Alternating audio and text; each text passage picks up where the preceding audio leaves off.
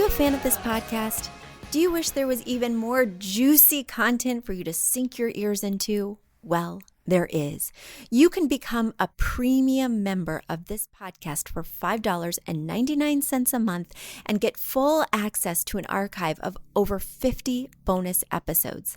Additionally, we release a bonus episode every single month. That's a ton of extra content, including my personal interior design diaries, extra tips, my talking about trends, and so much more. Additionally, you'll be keeping us on the airwaves each and every week because your premium membership money goes directly back to making this podcast amazing. Check us out at affordableinteriordesign.com. Click on podcast to learn more and to become a premium member today.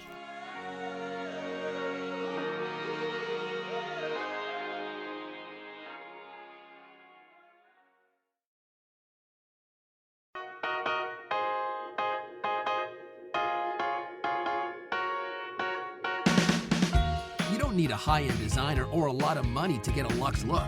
Be your own interior designer. This is Affordable Interior Design, the podcast. Here's your host, Betsy Hellman.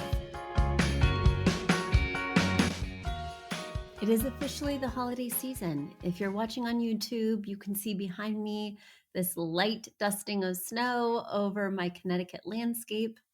The previous homeowner warned me. He said, Betsy, you are going to love this home in every season, but no season will be as magical as the winter time. And he was not wrong. You know, before this snow, it looked pretty bleak and you could easily point out everything that was wrong with the landscaping and just issues that were bugging me before, like bulbs being burned out on the exterior and things like that, were all the more conspicuous without beautiful leaves and flowers to distract me. But last night, these huge flakes came down and just lightly drifted over every little thing. And all of a sudden, I forgot about all that stuff, from the bulbs to the unpruned rose bushes to everything. And it just turned into a winter wonderland. That is until the Amazon truck came barreling down our gravel driveway, promptly got stuck, and stayed there for the next 4 hours. So the winter wonderland turned a little bleak, but it is beautiful again today, and it makes working in my cozy cottage out back even more inspiring. I have yet to light the wood-burning stove because I am intimidated by it. Got it all set up, but today is one of those perfect days where it's like, Betsy, just light a match and try it. You can take the girl out of the city. But, you know, some habits die hard, and I'm just used to turning on the furnace and not turning on the wood-burning stove. I'll save that for next week, a challenge for next week. I hope you all are having a good week wherever you are. I talked to somebody the other day, a student in the academy, and she said, Betsy, how was Vegas? Did you have a blast? I can't believe you were in Vegas. That sounds amazing.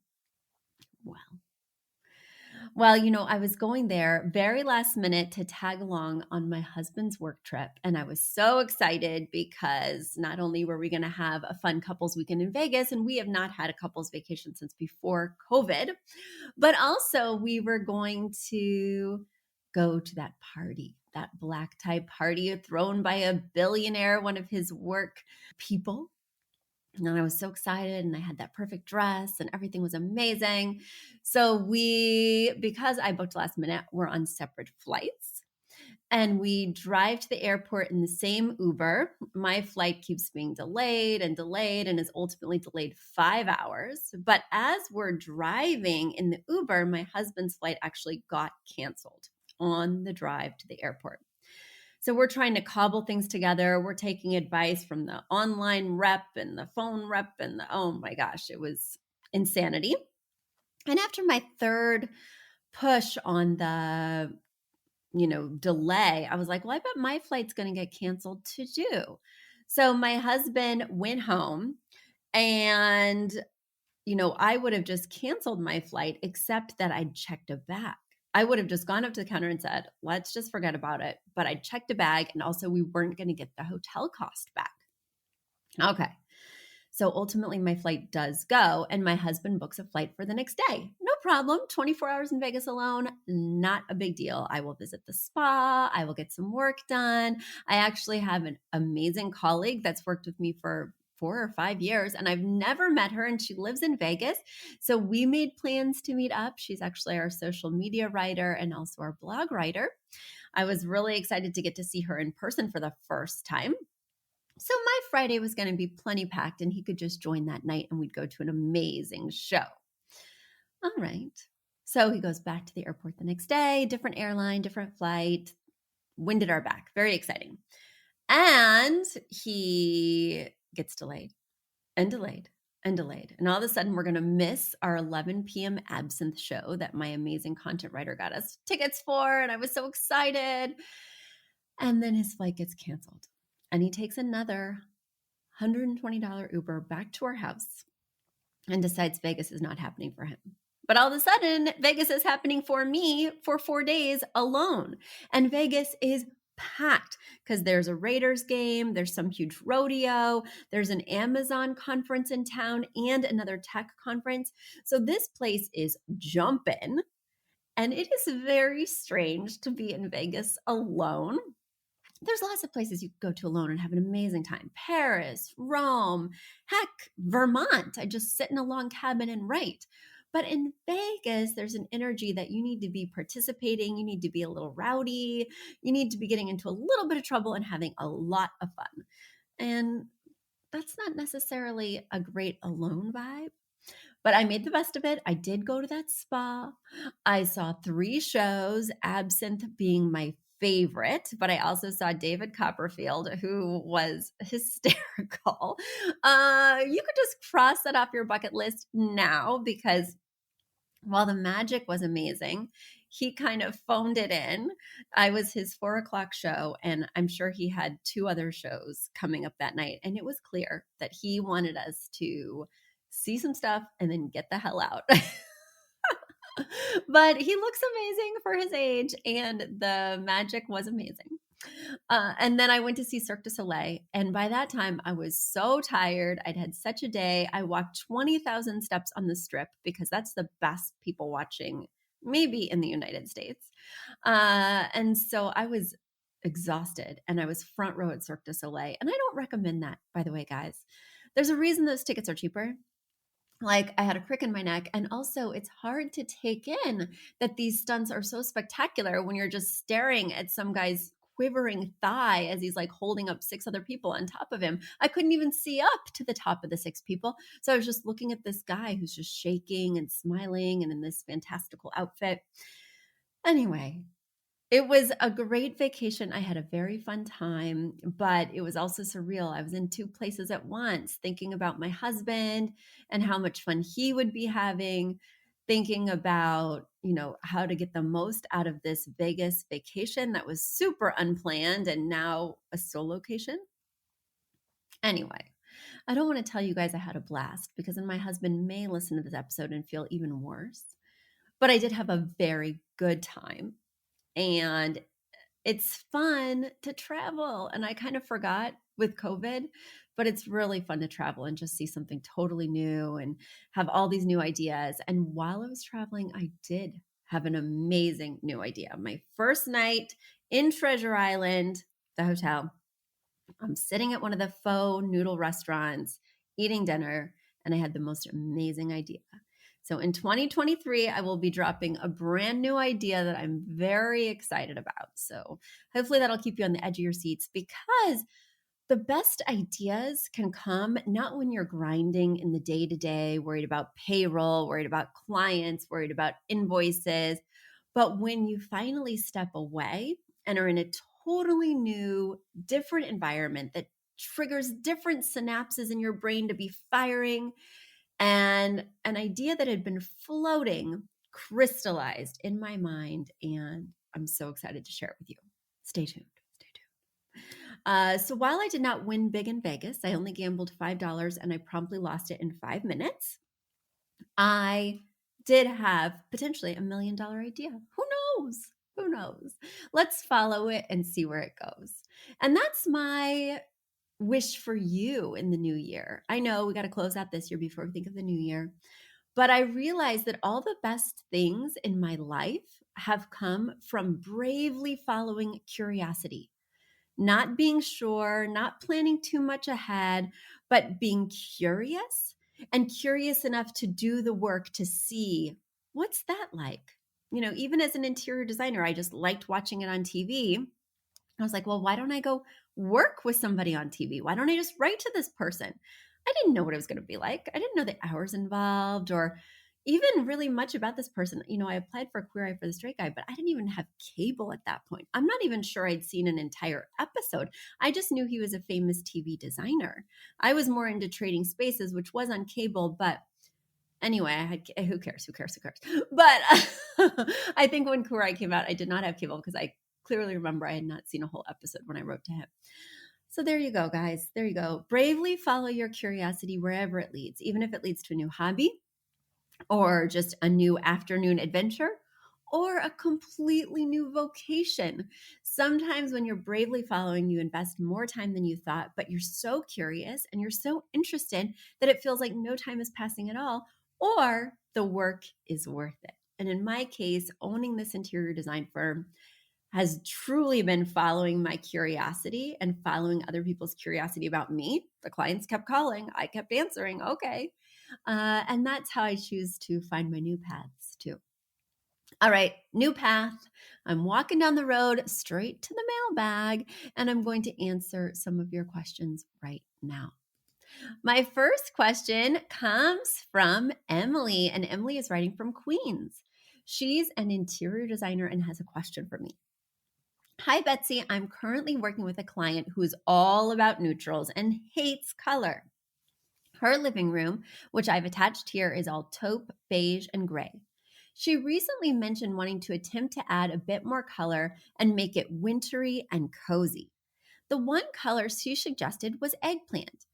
I know that purples are a difficult color to find as designers, as there are so many shades. I also fear that anything bold she will turn down. I have attached 2 pictures of possible options, the first from English Elm and the second from Society 6. I'd love to hear your thoughts on decorating for people afraid of color.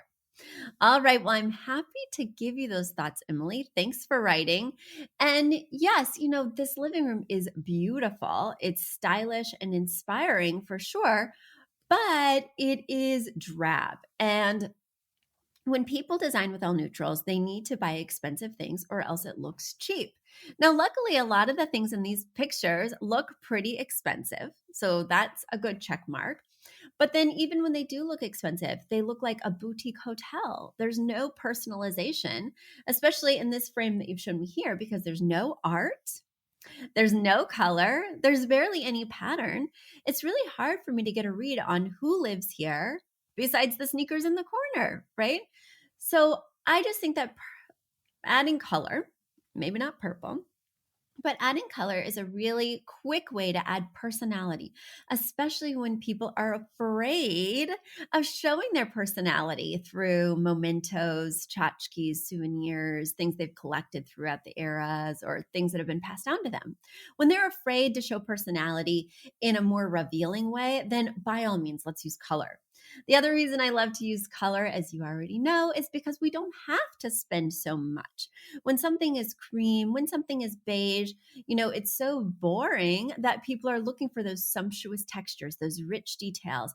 And when they look close and find wonky seams from IKEA, or, mild discoloration from Target, well, it doesn't look luxe. It looks like they made no choices and shopped the bargain bin at Home Goods. That's why I really want to infuse this space with color and personality. But as a designer, I would hope that you would know that we're not just going to arbitrarily pick colors. I mean, I'm excited that your client likes eggplant, even though, take it from me, nightmare color. But the problem is that we need an entire color palette. You can't just rely on one color to fuel a space, or else it's going to look like the purple room, right? So we need a piece of art or a drapery or a significant pillow or, something that's going to provide the color palette for the room. And this inspiration piece that I call it needs to have 3 Roy G. Biv colors or more. So that's rainbow colors, right? Can't be neutrals. And needs to be prominently placed in the room. So when I walk in the room, I can visually understand where this palette derives from. In this case, you've already got a rug. I can only see one wall, which appears to be, even though I don't think it's well used, it is used. And then, there's opportunities on the couch for pillows. And I can't see the windows, so I can't see if they're well set up for window treatments or if they already have those in place. Let's go with like 2 tossed pillows on the sofa, which could be the focal point in terms of the seating area. And let's make them in a pattern. So 2 in a pattern and 2 solids. And when I do the solids, I typically like to do some kind of texture, either a raw silk or a velvet or something, so that it's got a little bit of something going on. It's not just a cotton twill, right? All right. So we'll do 2 pillows, and that will give us the color palette. The other trap I wanted to quickly mention is that I do not design for the seasons. I am sick of magazines writing me and saying, Betsy, tell us about how you switch things out for winter. Tell us about how you totally change your decor seasonally. And the answer is, I don't. I add different accessories, right? Certainly a Christmas tree, a garland, some houses, some additional candles, but I don't change my rug. I don't take down my translucent drapes and put up opaque ones. I don't even change my pillows. I really just change my pillows whenever I feel like it. Same with the throw blankets, which tends to be every 6 months, but does not correspond with seasons or seasonal colors. I think that might be a problem. This space is already a little moody due to the rich tones of brown that this client has used. And I would want to lighten and brighten. I worry that plum could get a little muddy, or I'm sorry, eggplant. Same idea to me, but maybe slightly different in execution. But I worry that could get a little muddy as well. I highly recommend brightening this space with a warm color. I could see a yellow, even if it's yellow ochre, right? But we definitely need to move away from drab and dark and move into the light. And convince your client by sharing this episode with him or her, or, telling them everything. And now it's time for a quick commercial break. Do you love this podcast? Do you wish you could learn even more? Well, we have an online class bundle.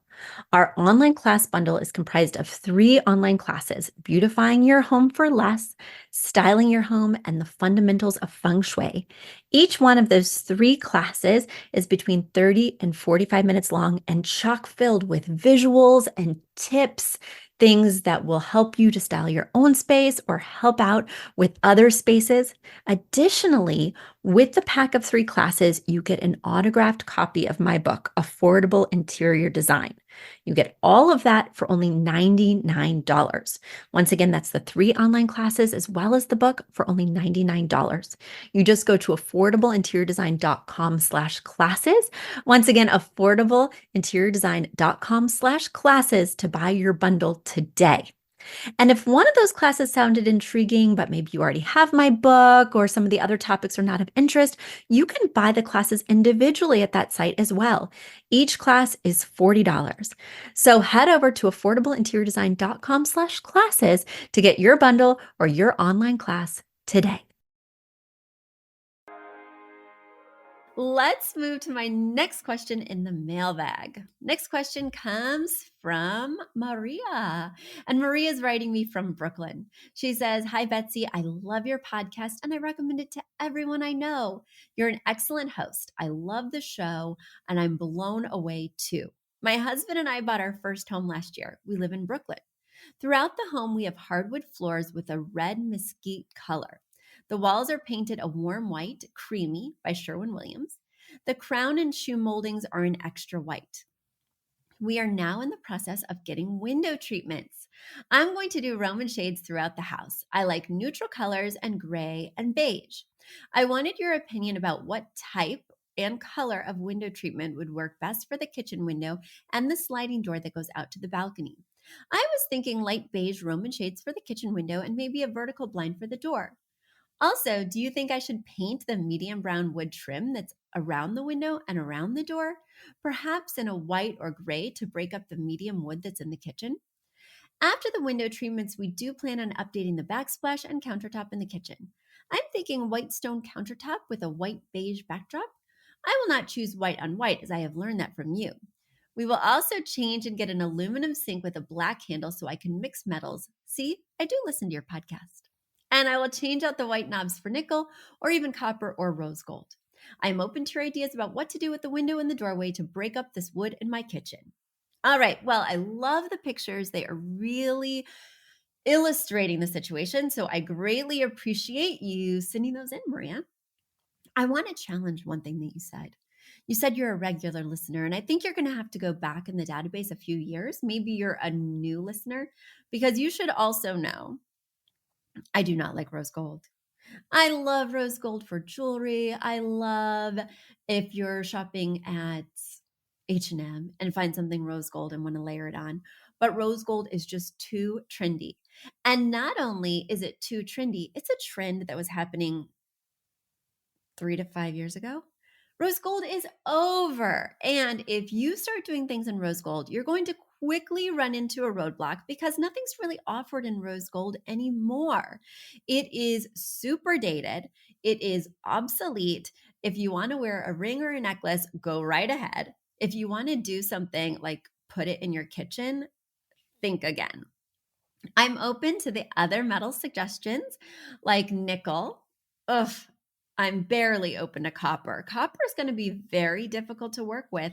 It's not trendy. I would say that it's pretty timeless, but you are going to have a really hard time replicating that copper tone in anything else. So, sticking with warm metals like gold or brass, sticking with cool metals like nickel or chrome, and then sticking with black metals like wrought iron or bronze are really going to be your best choices. Any metals that are more exotic than that are going to be really difficult to back up with other things. All right, let's get to your real questions, but I couldn't let that slide by, Maria.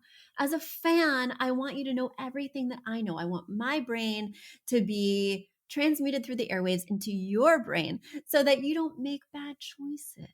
And I'm worried that you're going to make a really bad choice with something really important in your kitchen. Help me help you. All right, now let's talk about the Roman shades. Now, you know that I don't care for Roman shades in a lot of applications because they have a huge header. So, Roman shades are fabric blinds that go up in rectilinear kind of pieces, and all that fabric has to nest at the top. So if you're going to do a Roman blind, either you need a really big window, right? And that means really high and gets a lot of beautiful natural light because you're going to lose 8 to 18 inches at the top where all that fabric comes together when you've got the window open. The other thing I don't like about Roman blinds is that it's fabric.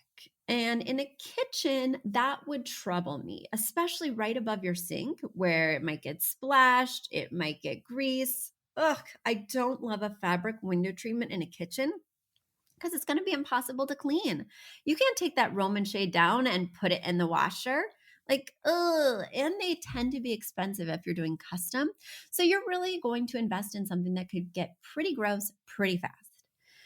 Now, going back to my first objection, if you wanted to prevent the blind from eating up all that beautiful window light, because this window is not tall in your kitchen, it is squat and wide, then you could outside mount the blind, which means not doing it inside the framing, but rather above the framing. And the thing I like about that is that you do have some drywall there that would then gain some visual interest and it would make your window look a lot taller.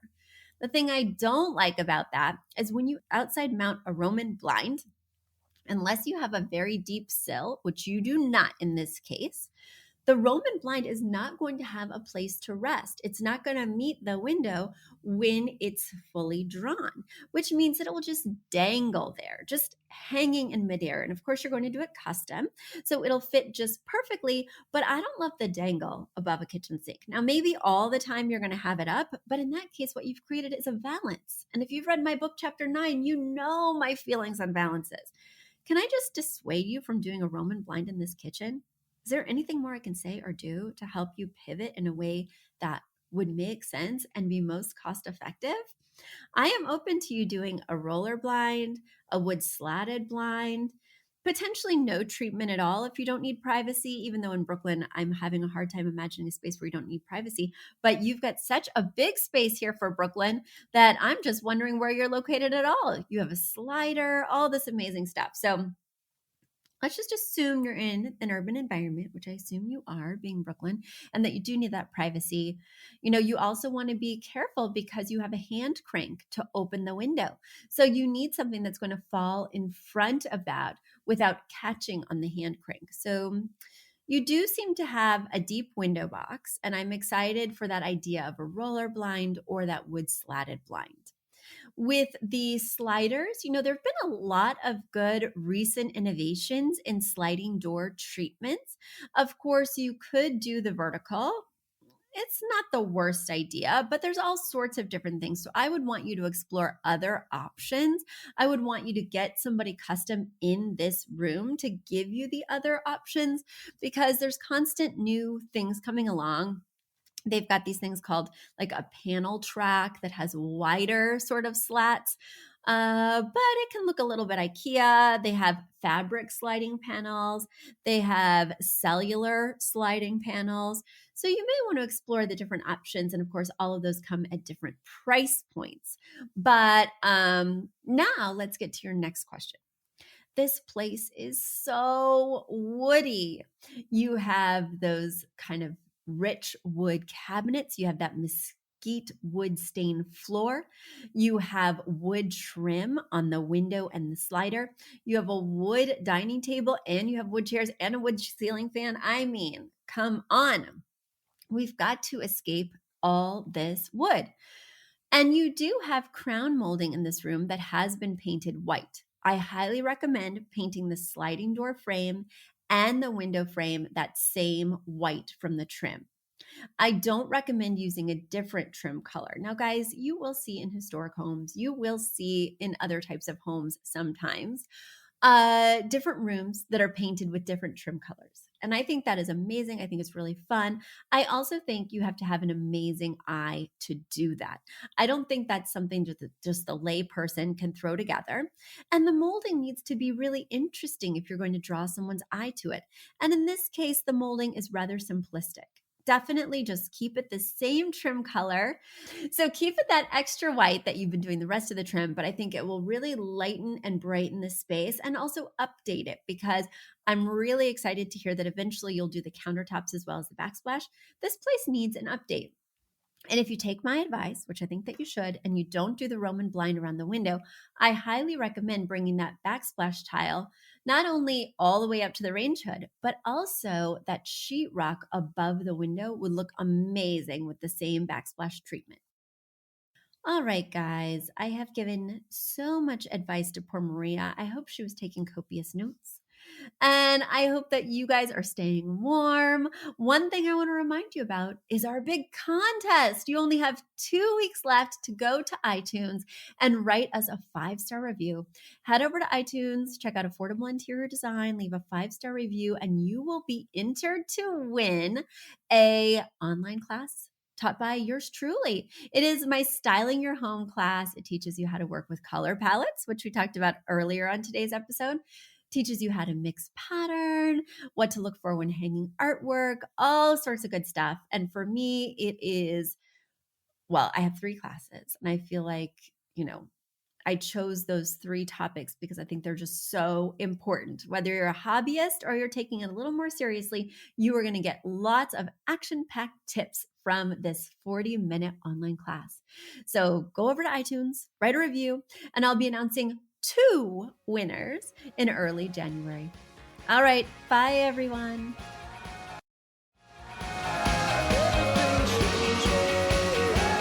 You've asked for it, and we have answered the call. For years, you've been saying, Betsy, you're talking about all these great design concepts, but we can't visualize them.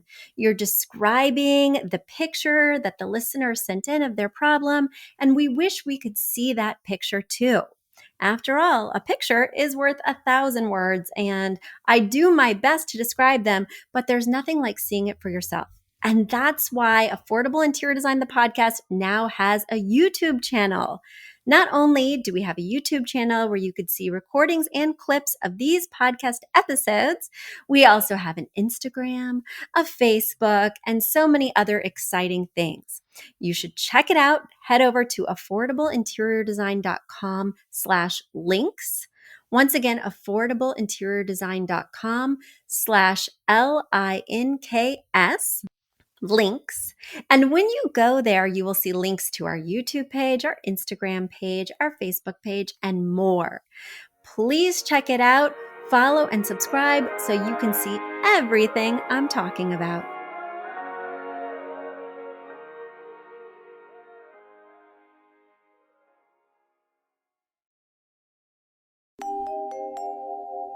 A big thank you to our amazing producer, Catherine Heller, to Aton and the MVCR House Band, and to Affordable Interior Design, the sponsor of this podcast and the premier place to get an amazing look on a budget.